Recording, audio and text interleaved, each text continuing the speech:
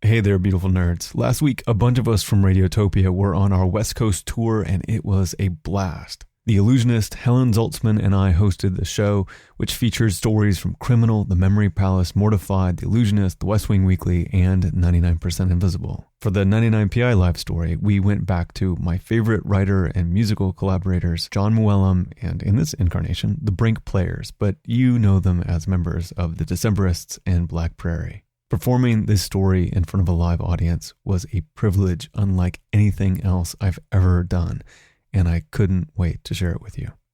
I hope you like it. This is 99% Invisible. I'm Roman Mars.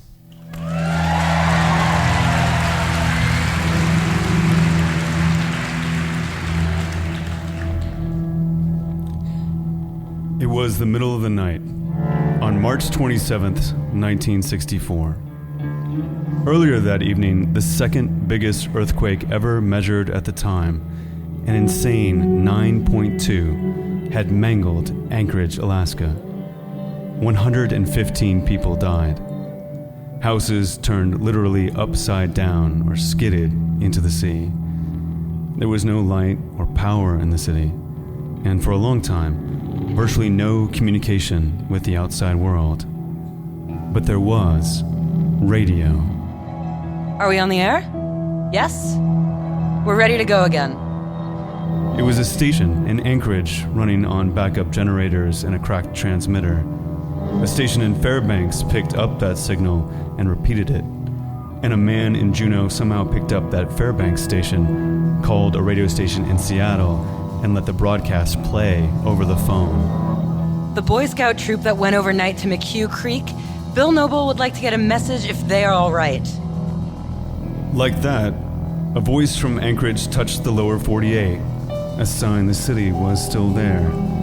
And soon, the degraded signal broadcast in Seattle was relayed and relayed again, until eventually, people across America, then around the world, heard the same woman's voice. We have word here that Mary Sweet is asked to contact her mother. Mother is at home. The president of that Anchorage radio station happened to be on a goodwill tour of Japan, and when he turned on a radio in Tokyo, he couldn't believe it. It was the voice of his own newsgirl back home. The woman's name was Jeannie Chance. Jon Mooallem and the Brink Players have her story.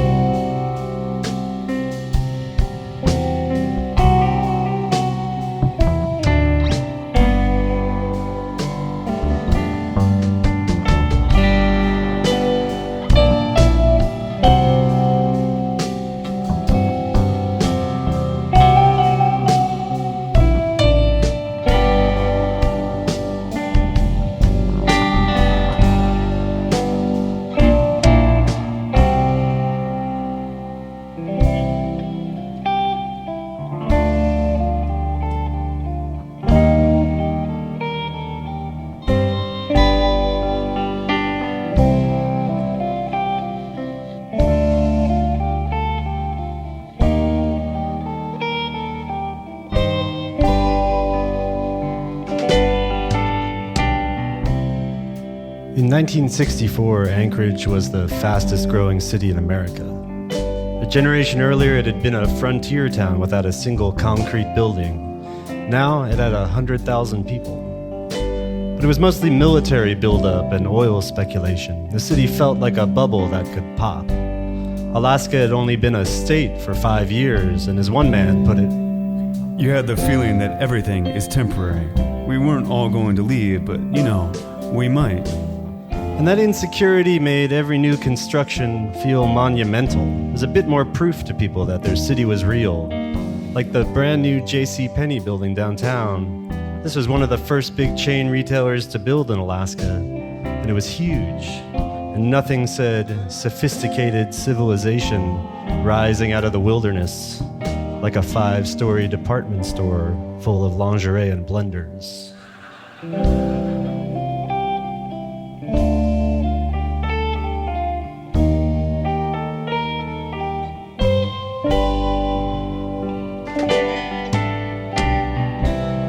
There were the beginnings of genuine culture in Anchorage, too, like the city's all-volunteer symphony, conducted by a moonlighting bulldozer operator, and the Anchorage Little Theater, a community troupe run by a cosmopolitan guy in a turtleneck named Frank Brink.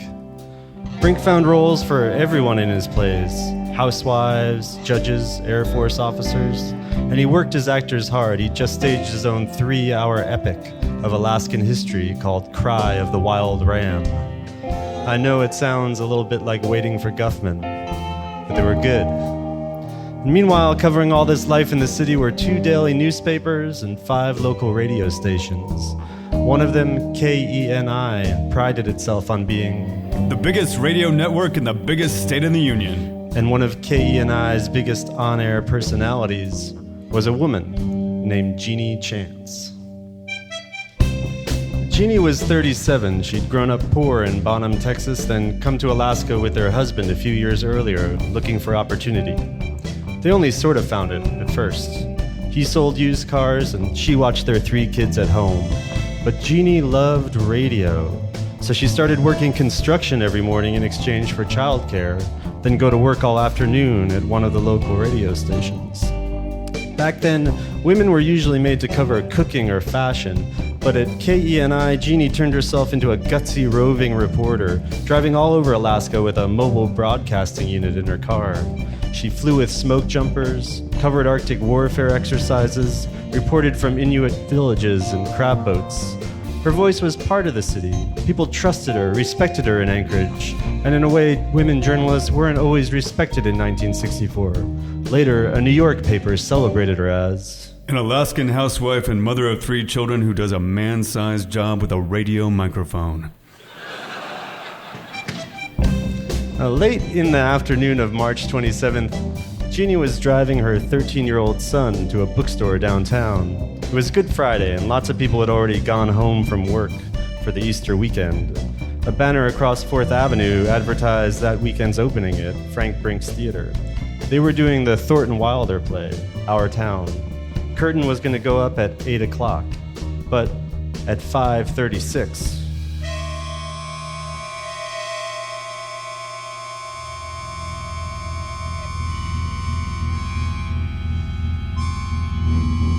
Jeannie's first thought when her car started bucking at the red light was that she must have blown a tire.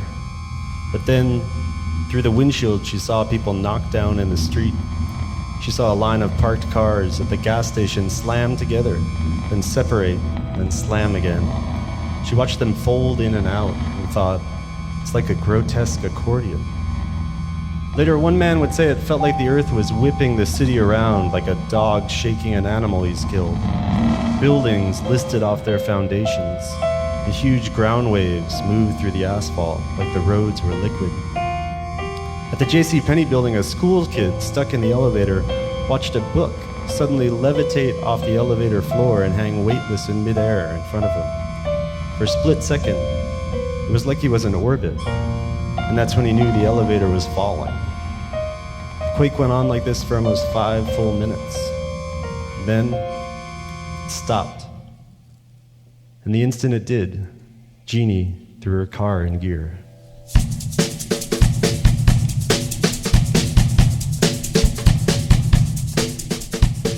She was a reporter after all, and still not realizing how severe the situation was, she raced to the police station to get a quick story for the evening broadcast. Inside, all the filing cabinets were thrown over, ceiling plaster heaped on the floor.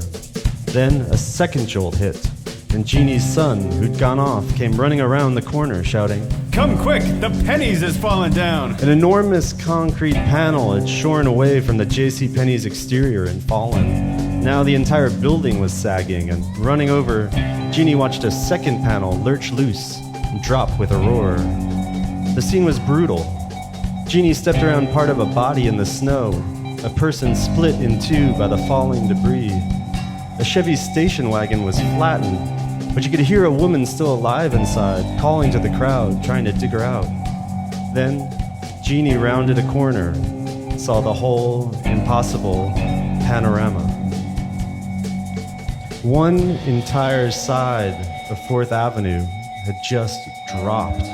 For 2 blocks, everything was 12 or 15 feet lower in a ravine that had opened under half the street. And the crazy part was, buildings were still intact down there. Cars were still perfectly parked next to their meters. Men looked up from outside a bar a dozen feet underground like stunned miners. And still hanging there over the street, like a cruel caption over this surreal wreckage, was the theater banner that read, "Our Town." The quake had knocked Jeannie's radio station off the air, but now the static on the transistor radio she was carrying suddenly gave way to music. It meant KENI was back. An engineer started talking, and Jeannie grabbed the radio unit in her car and cut in. Go ahead, Jeannie. She was surprised later when people told her she sounded calm.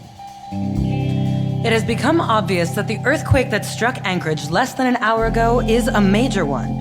We urge each and every one of you to seek shelter, check your emergency supplies, and plan to keep your homes closed as much as possible so that you can retain the heat. Check your neighbors, see if they have transistor radios. If they don't, possibly they could move in with you and share one for the night. It seems like it's going to be a long, cold night for Anchorage, so prepare to batten down the hatches and stay tuned to KENI.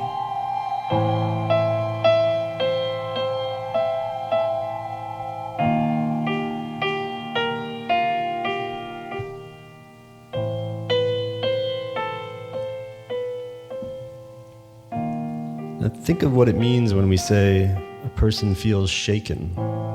In Anchorage, this wasn't a metaphor. The whole city had been thrown.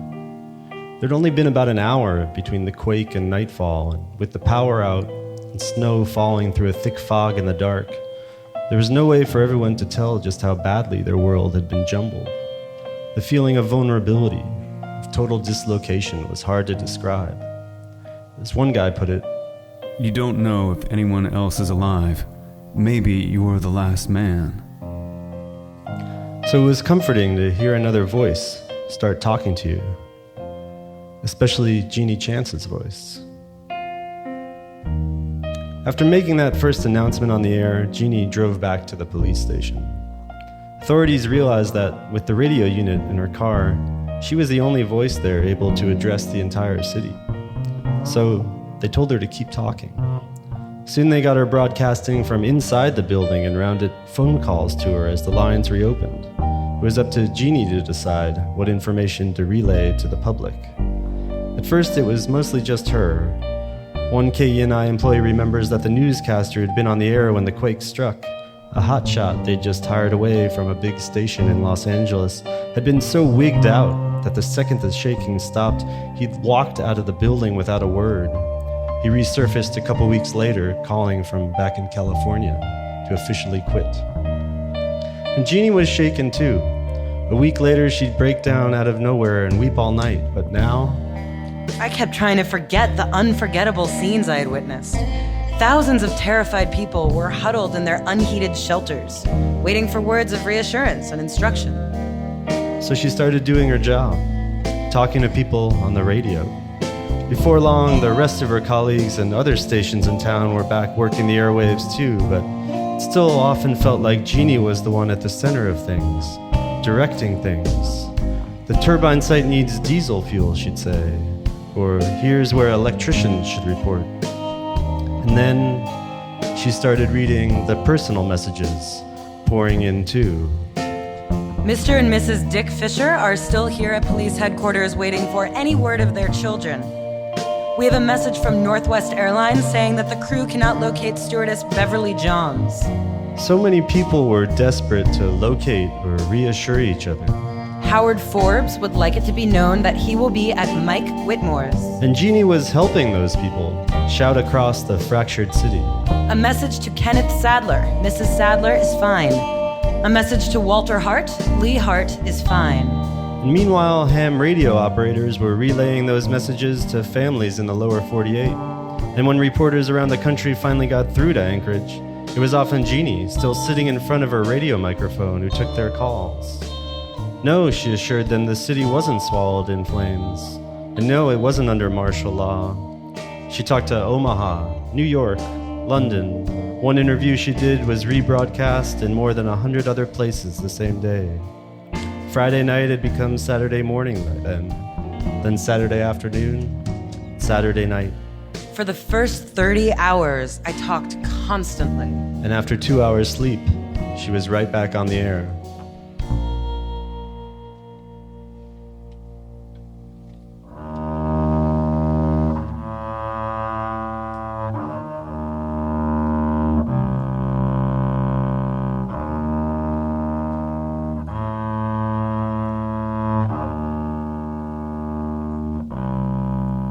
Well, it's probably worth stopping for a second to say this out loud.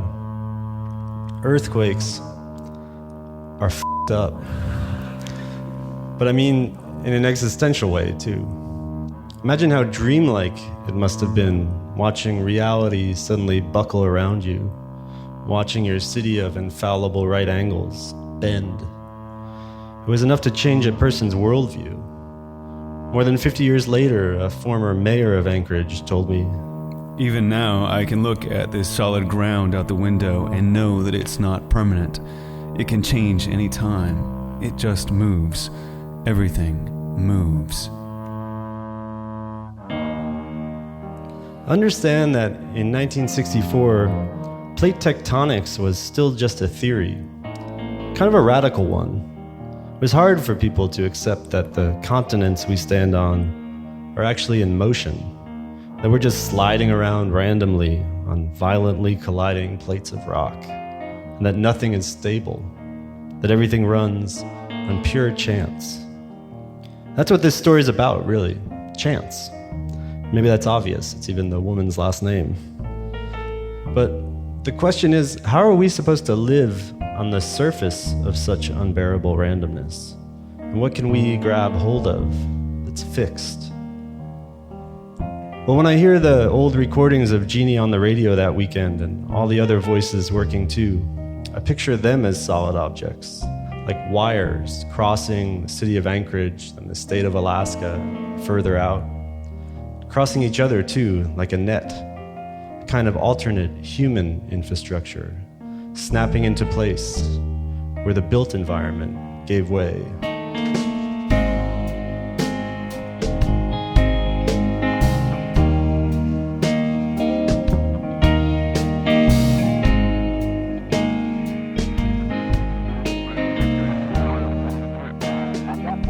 Message here, Bob, and then I'll turn it right back to you. The Episcopal Church at 8th and F is temporary shelter. Frank Brink, the drama department out at AMU has accommodations for 2 people at mile 9 on the Seward Highway. The YMCA is badly in need of white gasoline, and if you have any white typhoid shots are... that anybody who has a spare chlorinator available. The Japanese airline people are safe, and they are... A very interesting person, I think, can tell us about some of the damage out at International. difficult at this time, right now, to evaluate what is happening here. Harry's voice? The Red Cross asks, of course, that you cooperate with Alaska Railroad. He would like for us to contact Elton Jurgens of Seward. available clothing for a small baby under 6 months of age. Any of you in the lowland areas, get out of This one I'm very happy for. Etna Milchick. Your relatives in Anchorage are all right. Signed, Bill and... Okay, roger on that. It did not collapse. All right. And which building was it? in Cordova at the Northern Hotel. The message says your family has been contacted and everything is okay. I've been so involved trying to assist down here in the coordination of the message service at the Civil Defense headquarters that I really hadn't stopped to think how worried and concerned my parents must be. I understand that KFAR in Fairbanks is monitoring us and is relaying messages to the South 48. I wonder if the person in KFAR would take down a message for me and get the word to my family in Bonham, Texas, that the Chance family is all right. The Chance family is all right. All 5 of us are safe. None of us received a scratch. We have another message here to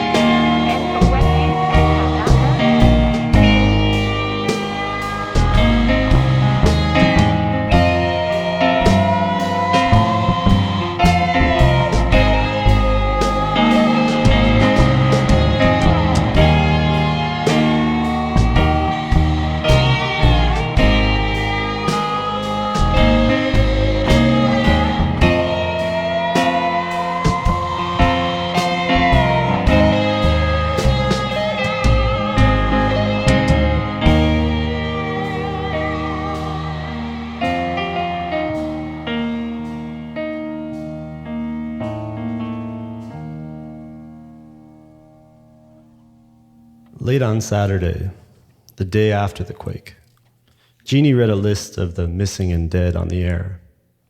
No one told her to do it, but there didn't seem to be anyone to ask for permission either. And the next day was Easter Sunday. Ministers talked about death and resurrection. The staff of the Anchorage Daily Times picked up all the pieces of movable type thrown all over their printing room, managed to put out a newspaper. 2 J.C. Penney executives declared, "We will build again, bigger and better than before." And eventually the little theater resumed its production of Our Town, too. One of the actors told me that after the quake, whenever a restaurant in Anchorage reopened or a church held a mass, there was never an empty seat, he said. Everyone wanted to be with someone else. And there was something especially poetic about the sold-out crowd at the theater that first night. Because that kind of togetherness is basically what Thornton Wilder's play is about. It's a play about daily life in a small town, the deaths and marriages, tragedies, births, and how under all that flux, there's stability to every community over time. In Anchorage, a city that worried it was temporary realized it was temporary, at least all its buildings and houses and roads. But it was discovering there was something permanent about itself too. All night at the theater, the character of the stage manager talked to the audience directly, narrating the story of the play, kind of like I've been doing tonight. Now, when the curtain rose on the final act, he came out for his monologue and told them.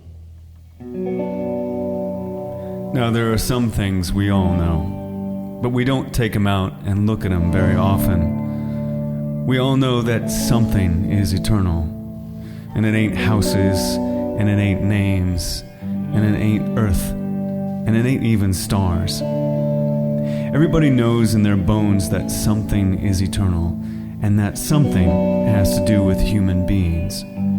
All the greatest people ever lived have been telling us that for 5,000 years, and yet you'd be surprised how people are always losing hold of it. In the end, Jeannie Chance stayed on duty at KENI for 59 hours that weekend. And when things finally calmed down, she sat down to write a letter to her parents in Texas. They'd written to her right after the quake, pleading with Jeannie to send her 3 kids to live with them, while that battered city up in Alaska figured out what's next. Think of the kids' safety, they said. And part of Jeannie thought it was a good idea, but then she had another, more convincing thought. We must be together. As long as we're together, we are confident of the future. She explained to her parents.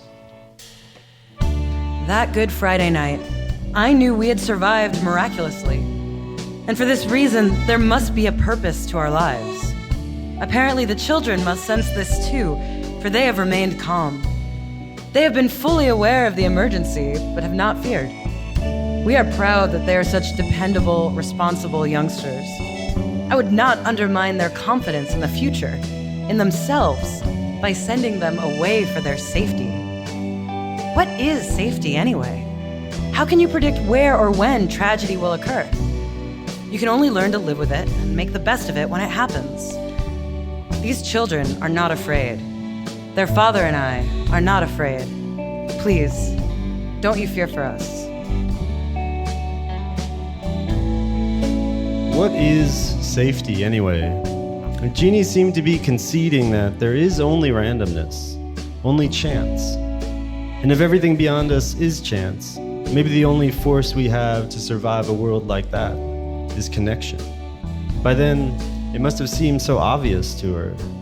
It's a good idea to hold on to each other. Thank you.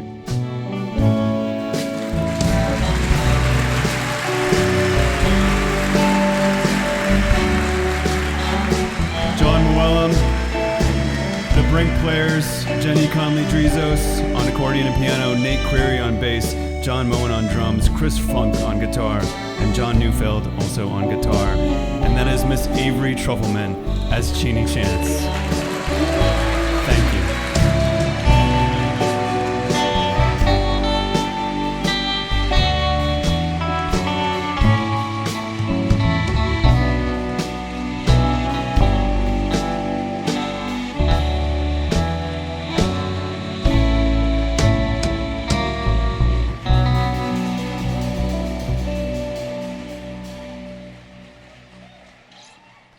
"99% Invisible" was recorded at the Moore Theater in Seattle on the Radiotopia Live West Coast Tour. We were lucky enough to be joined in the audience by several members of Jeannie Chance's family who came from Alaska and Texas to see it, which is why I nearly cried at the end of the story. We were directed by Lynn Finkel, post-production mixed by Sean Rial and Sharif Yusuf, words by John Muellum, and music by the Brink Players. The rest of the crew is Katie Mingle, Kurt Kolstad, Delaney Hall, Emmett Fitzgerald, and Taryn Mazza. This music right here is by Sean Rial. We are a project of 91.7 KALW in San Francisco and produced on Radio Row in beautiful downtown Oakland, California. Support is provided by Squarespace. Every once in a while, I get this urge to start something new. There's this creative energy when you're starting a new project that cannot be beat. If you're at that stage and you're ready to take over the world, it's time to make your next move with a beautiful website made with Squarespace. They have very pleasing, award-winning templates for your website and online store that just work and look good. There's nothing to install, patch, or upgrade ever, so you can focus on the parts of the project you really want to focus on. But if you ever need any help, Squarespace provides kind, extremely non-judgmental 24/7 customer support. For a free trial and 10% off your first purchase, visit squarespace.com/invisible. I'd like to thank all of you who came out to see our Radiotopia Live West Coast Tour. All 4 shows were sold out and each city had this loud and excited audience. I want to take the opportunity to thank the presenting sponsors Adobe and Spotify, as well as Blue Microphones and Angel City Brewery for their kind support of the tour. Speaking of Spotify, just a reminder that you can hear many of our Radiotopia podcasts on Spotify, along with your favorite music and new original content from Spotify Studios. Thanks again to everybody. You were just great. Keep your ears open for future Radiotopia Live events. Trust me, there's more coming. We are a proud founding member of Radiotopia from PRX and are supported by our live show attending coin-carrying donors and the Knight Foundation.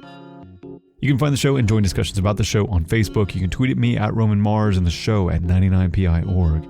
We're on Instagram, Tumblr, and have a nice subreddit too. But if you want to read about dangerous skyscrapers and guerrilla wayfinding in the New York City subway system, those are really good and popular stories. Visit our website at 99pi.org.